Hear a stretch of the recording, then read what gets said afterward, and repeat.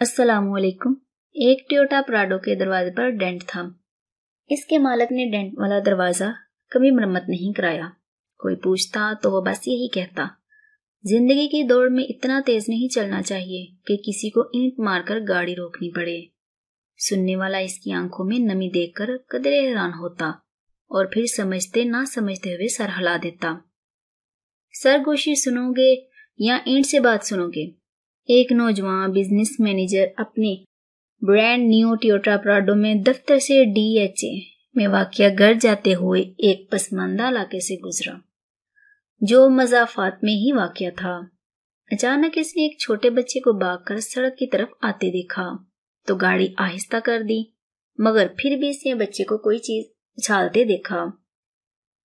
ठक की आवाज के साथ एक ईंट इसकी नई गाड़ी के दरवाजे पर लगी थी। इसने फौरन ब्रेक लगाई और गाड़ी से बाहर निकलकर दरवाजा देखा, जिस पर काफी बड़ा डेंट पड़ चुका था। इसने गुस्से से उबलते हुए भागकर ईंट मारने वाले बच्चे को पकड़ा और जोर से झंझोड़ा। अंधे हो गए हो, पागल की औलाद, तुम्हारा बाप इसके पैसे भरेगा? वो जोर से धड़ा। मैनिक चली शर्ट पहने बच्चे के चेहरे पर नदामत और बेचारगी के मिले जुले तासरात थे। साईं, मुझे कुछ नहीं पता, मैं और क्या करूं? मैं हाथ उठाकर भागता रहा, मगर किसी ने गल नहीं सुनी। इसने टूटी फूटी उर्दू में कुछ कहा। अचानक इसकी आंखों से आंसू उबल पड़े और सड़क के एक नशेबी इलाके की जानब इशारा किया। इधर मेरा अब्बा गिरा पड़ा है, बहुत वजनी है, मुझसे उठ नहीं रहा, मैं क्या करता साईं?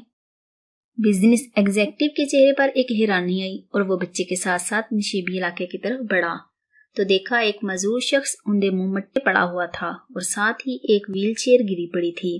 ऐसा दिखाई दे रहा था कि शायद वजन के बायस बच्चे से व्हील चेयर संभाली नहीं गई और नीचे आ गिरी, और साथ ही पके हुए चावल भी गिरे हुए थे, जो शायद बाप बेटा कहीं से मांग के लाए थे। साईं, मेहरबानी करो, मेरे अब्बे को उठाओ, कुर्सी पर बिठा दो। अब मैली शर्ट वाला बच्चा बकायदा हिचकियां ले रहा था। नौजवान एग्जेक्टिव के गले में जैसे फंदा सा लग गया। इसे मामला समझ में आ गया और अपने गुस्से पर बहुत नदामत महसूस हो रही थी।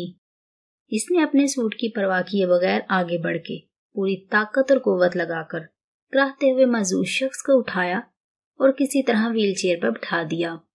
बच्चे के बाप की हालत गैर थी और चेहरा खराशों से भरा पड़ा था। वो भागकर अपनी गाड़ी की तरफ गया और बटवे में से 50,000 निकाले और कपकपाते हाथों से मजदूर की जेब में डाल दिए। फिर टिश्यू पेपर से इसकी खराशों को साफ किया और व्हील चेयर को धकेल कर ऊपर ले आया। बच्चे के आंसू इसे देखे नहीं जा रहे थे और फिर बाप को लेकर अपनी जुग्गी की तरफ चल पड़ा। इसका बाप मुसलसल आसमान की तरफ हाथ उठाते हुए नौजवान को दवाएं दे रहा था।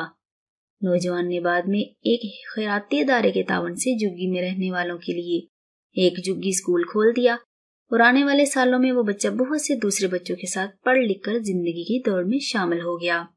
वो प्राडो इसके पास मजीद 5 साल रही, ताहम इसने डेंट वाला दरवाजा मरम्मत नहीं कराया। कभी कोई इसे पूछता तो वो बस यही कहता, जिंदगी की दौड़ में इतना तेज नहीं चलना चाहिए कि किसी को ईंट मारकर गाड़ी रोकनी पड़े। ऊपर वाला कभी भी हमारे कानों में सरगोशियां करता है और कभी हमारे दिल से बातें करता है।